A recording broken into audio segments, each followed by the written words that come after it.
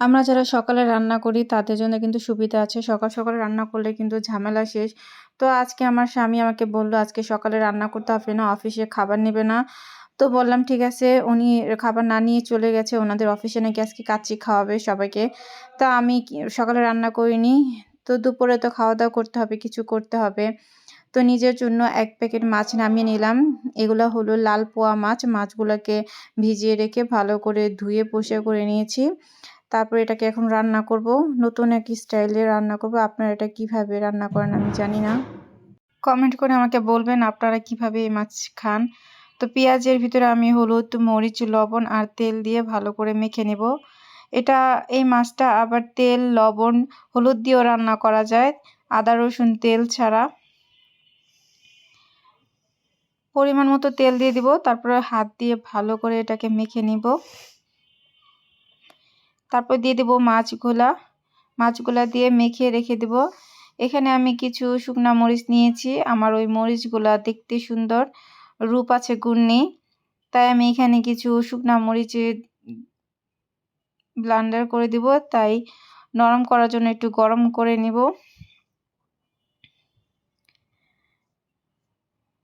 সাথে দিব আরও কিছু রসুন। এই মাছে একটু রসুন বাটা বেশি দিলে ভালো লাগে। একটুখানি পানি দিয়ে মরিচগুলো দিয়ে রসুনগুলো দিয়ে ব্লেন্ডার দিয়ে একটু ব্লেন্ড করে নিয়ে আসব। এই যে দেখেন নিয়ে আসছি।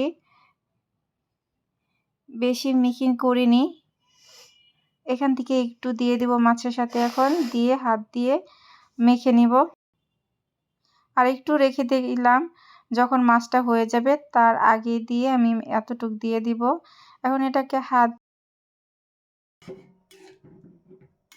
যে যত ঝাল খেতে পছন্দ করেন এই মাছে ঝাল দিয়ে রান্না করতে পারবেন। ঢাকনা দিয়ে ঢেকে দিয়ে একটু, সেটা আমি আবার দিয়ে দেব একটু। রসুনের একটা সুন্দর গ্রান আসে।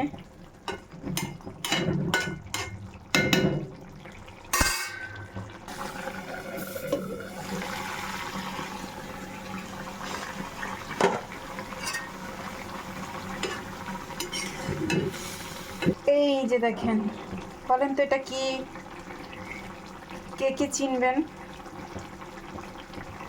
এটাকে এখন, এটা কিন্তু ফ্রোজেন পাতা, ফ্রিজ থেকে নিয়ে আসলাম।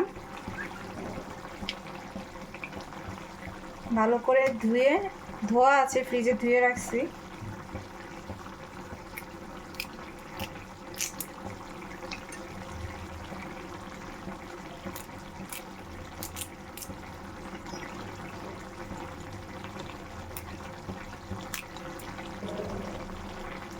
সবগুলা পাতা এখন দিয়ে দেব। এখন রাখবো না, 2 মিনিট রাখবো। তারপর ঢাকনা দিয়ে একটু ঢেকে দেবো যেন পাতার ঘ্রাণটা মাছের ভিতরে চলে যায়।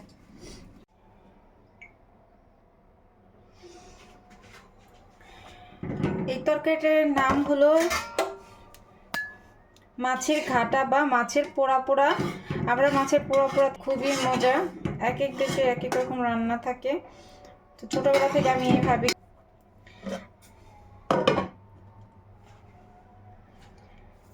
আজকের মতো এখানেই, আল্লাহ।